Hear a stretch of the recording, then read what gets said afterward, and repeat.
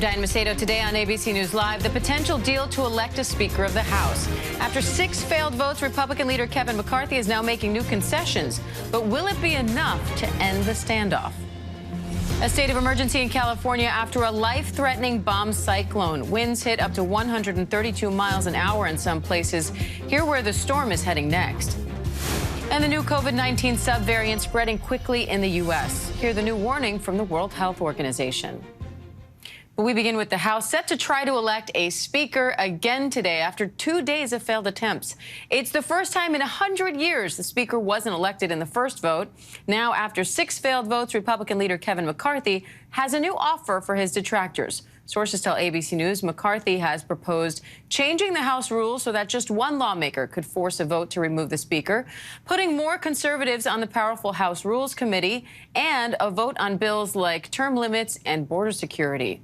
But it's unclear if that will all be enough. ABC News political director Rick Klein joins me live now, along with ABC's Jay O'Brien, who's on Capitol Hill for more on this. Rick, Kevin McCarthy is trying to appease his detractors here, but he risks alienating his supporters in the process. So how much of a fine line does he have to walk here? Well, Diana, it looks like he's already crossed the line that he drew for himself with some of these concessions. He knows that everything that he gives to that side not only potentially alienates some people that he's counting on to continue to support him, but maybe more importantly, makes that job as Speaker less and less tenable, less and less possible for anyone to do. It's not just a matter of, I don't want to give in to these people. The reason that he has held firm on the motion to vacate, the way to replace a Speaker, is that he recognizes that if any one member can call for your head to be put on a platter, they might do it. And that means you have almost no wiggle room, no negotiating room, no leverage. As one Democrat put it, it's like they'll have a spokesperson, but not an actual speaker in the House. So he has to be worried about the math. He also has to be worried about what this means functionally for the job he still wants so badly. Rick, could any of his supporters, the people who have stood by him through all of this, turn around and say, well, what about us? You know, here we are standing by you, and yet you're giving in to demands and arguably preferential treatment to those who didn't. Kevin McCarthy has to watch his back because this is the moment where someone close to him could decide to essentially knife him politically. And this is the moment where someone like a Steve Scalise could say, hey, guys, you know, I'm not going to give in to those folks the same way, and I think I can lead the banner. Is it likely to happen? I think not. I think he's got more problems with the 20 holdouts than he does with the stalwarts that are behind him. But there's a lot of anger right now among some of those moderate, more establishment-minded Republicans. They don't want to negotiate with what they feel like on the other side they've been calling legislative terrorists, people that say they have no viable solution of their own. All they're doing is trying to sink the man that has been already elected as the House Republican leader. Now, Jay, these holdouts are set to be meeting on these proposed concessions, and incoming Congressman Warren Davidson also says they're deciding whether they'll stick together as a bloc and demand more concessions, or whether they will each vote their conscience from here. How significant is the outcome of that meeting? Well, Diane, some of them are meeting right here in this brick building you can see right behind me. One of them, Bob Good, walked out. He stood right here, actually confronted reporters right in the middle of the street here, and he made a point to say, you never have to ask me if I'm a no on Kevin McCarthy ever again. That's what he said to me and a number of other reporters here. He said he will always be a no on Kevin McCarthy. Lauren Boebert walked out just moments ago, said the same thing, that Kevin McCarthy in her position does not have 218. I asked her how many no votes there are that are firm no votes that could not be moved by any McCarthy concessions. She didn't answer that question. Ken Buck earlier today told me that he believes there are 6 firm never McCarthy no votes, that despite what Kevin McCarthy does, he will never earn their vote. These are people that will not vote no, they'll vote for someone else other than Kevin McCarthy. The protest votes against Kevin McCarthy so far have been for Byron Donalds and Jim Jordan. Ken Buck says there are 6 who will never move into McCarthy's column. He believes they could vote present, which would lower the threshold that McCarthy needs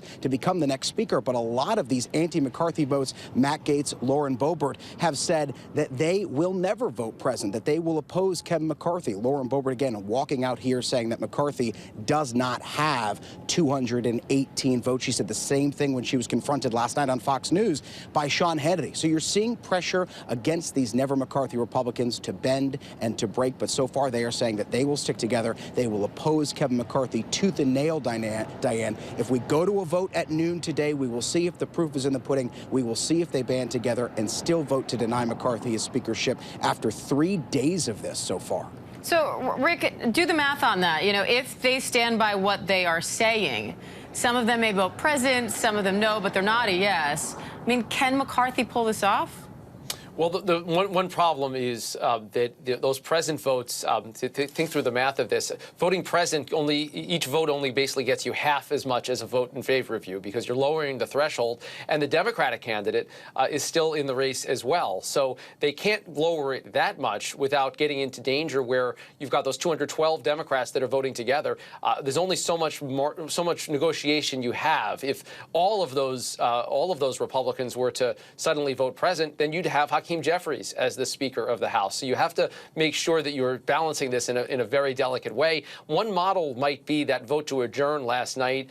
Jay and I were covering it late last night, and you could tell that they were anxious to horse trade some votes and make sure that it passed. That motion to adjourn passed with fewer than 218. It was 216 votes total. They lost a few Republicans on it. It was a strange sight, because you had a big applause for the McCarthy forces and Republicans, and when all they did was just vote to go home for the night. But that might be a model for how you can get it through, where you know that there's a couple of Republicans that might withhold their support for McCarthy, a few that might not show up, but in the end, enough to make sure that a Democrat is an elected speaker. It would be a very high-stakes game of chicken, however. Jay, it wouldn't be the first time that a lawmaker or lawmakers say, I'm not going to do X or I will do X, and then in the end, they change their mind. So how much nuance is going on here behind the scenes based on conversations you're having? Well, as has been described to me, a source close to these conversations said that the word that they keep coming back to is pain resistance for this Never McCarthy group. How much pressure can they get and bend but not break and not cave and not vote for McCarthy and not vote present? There's a little bit from that you glean from a conversation I just had again moments ago with Lauren Boebert as she walked out here from this meeting behind me. Here is a little of what she had to say when I asked her if she would ever vote for Kevin McCarthy or if her fellow colleagues would. Congresswoman, do you think that... How are you? It's a great day. Good morning. Is there... You know, I'm a mom of 4 boys and a previous restaurant owner. Chaos and dysfunction have been a part of my life for a long time, but this constitutional republic at work is a really, really beautiful thing. But anything on Kevin McCarthy, there's nothing that could change your vote, just to be clear. It doesn't really matter what my vote is at this point, because he doesn't have 218. There are too many people, who are committed to never voting for him. How many do you think are committed to never voting for him? What's the number? Again, her point there is that he doesn't have 218, referring to Kevin McCarthy. We will see come this ballot and come subsequent ballots if that changes. But I can tell you, if this group of 5 to 6 Never McCarthy votes does stay together and every Democrat shows up and votes, that is a tough number for Kevin McCarthy to overcome. And the sense that we're getting from the lawmakers that we're talking to is that there is a core group that will not bend, they will not break, despite what Kevin McCarthy offers them. The question that hangs over this vote in just an hour from now, Diane, is how many of them are there? How many of those lawmakers don't want anything from Kevin McCarthy and just want to deny him the speakership, and how many are willing to deal with him? It was also interesting, Jay, that in all of that, she didn't directly answer your question of whether she would, under any circumstances, vote for Kevin McCarthy. So it'll be interesting to see if any of them are leaving that door just at least cracked open as these votes play out today. Jay O'Brien, Rick Klein, thank you both. And White House correspondent Karen Travers joins me live now for more on the reaction to this. Karen, you talk to radio hosts across America every day. So what are they saying to you? What are their thoughts on this chaos on Capitol Hill? Well, Diane, the one question I keep getting is, when is this going to end? Of course, I can't answer that. They also want to know how this is going to end. Does this end up with Kevin McCarthy as Speaker? And what is the process of getting to that point? What are the concessions that he can make? You know, Diane, in my many years now of talking to radio stations across the country, the one thing I've really learned is that Americans do not like the process, the sausage making up on Capitol Hill. They want to know what this all all means for them. So a lot of the questions I've been getting now over the past couple of days is, if this drags on for a long time, into next week maybe, what does it mean for the business of Congress, for constituent services? What is not getting done? And I think the point that we've been making for the last several days, which is important, is nothing is getting done. That the House is essentially frozen. New members aren't sworn in. They can't do committee work. They can't do anything. And that is something I was hearing a lot about today, a lot of questions about why aren't they doing actual work as they're scrambling and fighting over this leadership process. Now, Karen, President Biden yesterday called this whole thing embarrassing. Do you expect we'll hear more from him on this today? Diane, we were really surprised at how candid he was talking about this yesterday. He came over and spoke to reporters on 3 separate occasions. That is very chatty for the president. One was unprompted. He clearly wanted to engage on this, and that came a day after his press secretary said that the White House was not going to insert itself into this process. Now, the president did say that the House Republican situation is not his problem, but he said it's embarrassing and that the world is watching to see how this gets sorted out. He said he hoped they would get their acts together yesterday. That, of course, did not happen, but he said that this is too critical. There's too much work that has to get done, and that it is embarrassing that Congress and that the United States right now is functioning like this. Now, President Biden is set to give remarks on border security today. So what can we expect on that front?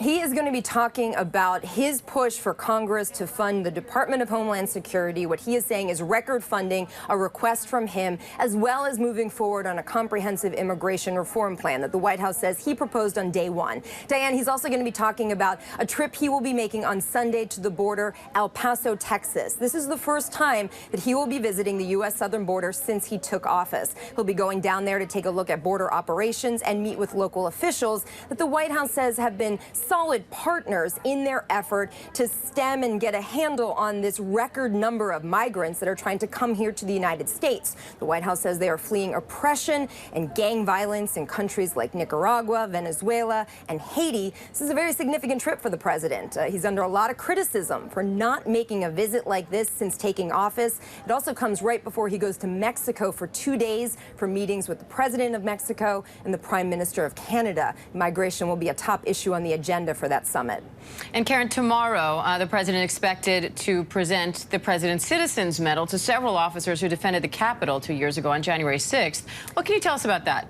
Yeah, this will be quite a ceremony at the White House tomorrow afternoon. The president will be marking the 2-year anniversary of the January 6th attack at the Capitol by giving out those awards to several of those officers who are now really very familiar faces, household names, people like Harry Dunn, Michael Fanome, but also some of the other election officials that we heard from during the committee hearings of the January 6th committee. Jocelyn Benson, the Secretary of State from Michigan, Ruby Freeman, who was an election worker from Georgia, will also be honored. This is going to be an event tomorrow here at the White House. We'll be getting more details from officials today, but a chance for the president to reflect back on that moment. Also just really interesting when you think about what was happening 2 years ago at the Capitol, that type of chaos and violence, and also what's still happening right now. A different kind of chaos, of course, but still very striking. All right, Karen Travers, thank you. And we're getting a scope of the damage after a massive storm slammed the West Coast. Dangerous winds and rains caused flooding, mudslides, downed trees, and power outages. Our Mola Lengi's in Sacramento County, California, with the latest. Overnight, a major storm barreling down in California. Winds gusting over 100 miles an hour in some areas. Look at this. The wind has knocked down the roof of this gas station. Waves of heavy rain pelting San Francisco, where up to a foot is possible. Firefighters and police in that city rescuing a family after a tree fell on their vehicle. In Occidental, officials reporting an infant lost his life after a tree fell on a mobile home. This is probably up there with 19, some of the storms 20, 30 years ago, the amount of trees down. A lot of the same scenarios have happened this time that we had a long time ago. This satellite image showing the heavy storm as it entered the area, inundating the West Coast with torrential rain. The storm so powerful, the National Oceanic and Atmospheric Administration sending its hurricane hunter to better understand the severe weather. And throughout the state, authorities desperately urging residents to stay home. This may be one of the most challenging and impactful series of storms to touch down in California in the last 5 years. Well, here in Sacramento County, some spots still flooded from the last storm as heavy rain and wind come through today. That storm broke a nearby levee. That levee has since been plugged. And of course, officials hoping that that plug can hold as more rain is expected today and over the next few days. Diane. All right, Mola Lengi, thank you. And the World Health Organization is warning a new COVID-19 subvariant is spreading quickly around the country. Officials say the subvariant already makes up about 40% of new cases in the U.S. Early research shows it may be more transmissible than other Omicron subvariants, but so far there's no evidence it makes people sicker. ABC News' Elwin Lopez has more on that. Hi, Elwin. Hey, Diane, good morning. That new subvariant already making up about 40% of new cases across the country. The Northeast hit hard. Take a look at this. That new subvariant, XBB.1.5, making up an estimated 75% of new cases there. Now, early research shows that it may be more contagious and immune evasive than other Omicron subvariants, but so far there's no evidence that suggests it makes people sicker. Now, those at most risk continue to be people with compromised immune systems and those with certain pre-existing conditions. Health experts are still looking into how well our current vaccines hold up against this more transmissible strain. But Diane, they reiterate that the best way to stay protected is to get that updated booster shot. All right, Ellen Lopez, thank you. And a new government health survey has found that nearly half of young adults 18 to 25 experienced either substance abuse or a mental health disorder during the height of the pandemic. The report also found many of those people did not receive treatment. ABC News' Phil Lipoff has more. It is a major new report by the government detailing just how common substance use and mental health disorders are becoming, especially among young people. In the 2020-21 survey, 46% of all people between the ages of 18 and 25 said they had experienced a substance use or mental health disorder in just the past year. For teens and adults over the age of 12, 1 in 5 had used illicit drugs in the past year, and 17% met the criteria for having a substance use disorder, meaning their drug and alcohol use led to health problems. But a whopping 94% of those teens and adults with substance use disorders were not receiving treatment. The report also found teens suffering high rates of mental illness, with roughly 1 in 5 teens experiencing a major depressive episode in just the last year. More than half of those teens did not receive treatment. And this is so important. We say this to you every time we do a story like this, but it's really important. If you are experiencing suicidal, substance use, or other mental health crises, please call or text the 988 Suicide and Crisis Lifeline. You will reach a trained crisis counselor, free, 24/7. You can also go to 988lifeline.org. Diane? All right, Phil Lipoff, thanks for that. Coming up, the suspect in the killings of 4 college students has arrived back in Idaho. See the new body camera footage of him during a traffic stop in Indiana after the murders when we come back.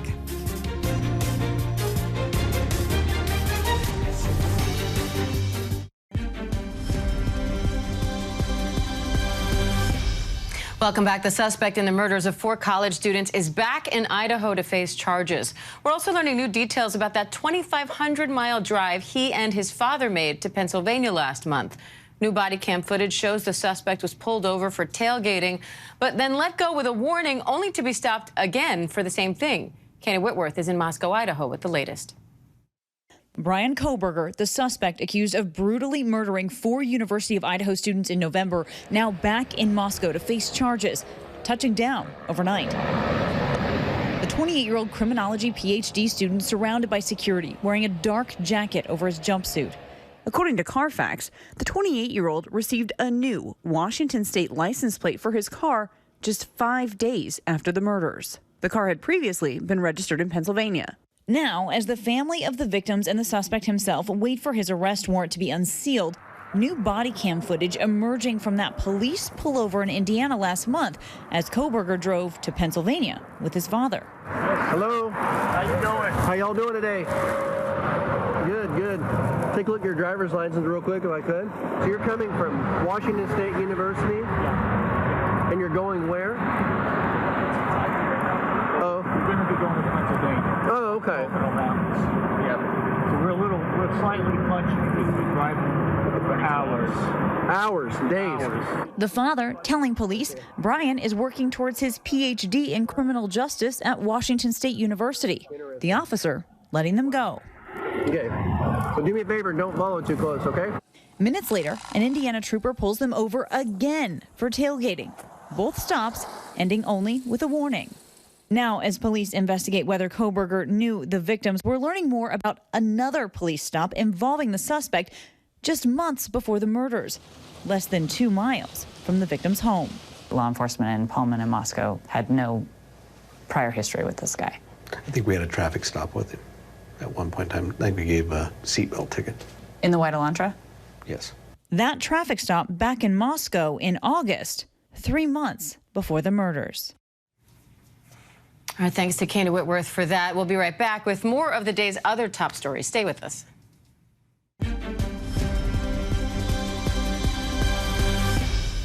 Welcome back to ABC News Live. Russian President Vladimir Putin has announced a temporary ceasefire in Ukraine. The Kremlin says the 36-hour ceasefire will begin tomorrow on the eve of Orthodox Christmas and was requested by the head of the Russian Orthodox Church. Ukraine has dismissed the move as a trap. We're getting an update on Buffalo Bills player Damar Hamlin's health after his heart stopped on the field during Monday Night Football. His teammate Khair Elam tweeted that Hamlin is awake and doing better. Physicians caring for Hamlin say he's shown, quote, remarkable improvement over the past 24 hours. They add he is still critically ill but appears to be neurologically intact and that his lungs continue to heal. And as Catholics say their final farewell to former Pope Benedict, we're taking a look at his cultural impact on the world. He leaves behind a trove of writing and has been immortalized on the silver screen, with his influence even reaching space. Our Will Gans has more. The legacy of Pope Emeritus Benedict for many lives on in the literature he leaves behind. 66 books, 3 encyclicals, and 4 apostolic exhortations. He could really write. He was a really great stylist, and I think his stuff is going to be read for a long time. The late Pope also immortalized on screen by Academy Award winner Anthony Hopkins. I do not hear his voice. Do you understand me? No, you're mistaken. You are a mistake. I believe in God. I pray to God. Silence! Hopkins playing Benedict in The Two Popes, which earned him an Oscar nomination. That friendship with Pope Francis front and center in the film and in real life. They're friends, and so he'll be, celebrating the funeral mass of a friend. I think that's very important. The pillar writing Pope Benedict's most important legacy is Francis. And the Pope's legacy lives on 186 million miles from here, an asteroid named 8661 Ratzinger, bearing the Pope's name in honor of the role he played in opening the Vatican archives in 1998, allowing researchers to correct judicial errors against Galileo and other scientists. Of course, there are less serious pop culture moments, too. From SNL... Retired Pope Benedict is trying to compete in cuteness, and now he's attempting an "oh no, you didn't" gesture. To the Pope soap on a rope, which is now going for $90 on eBay. Pope soap on a rope. Our thanks to Will Gans for that, and our thanks to you for watching. I'm Diane Macedo. Do stay with us as ABC News Live continues with more news, context, and analysis.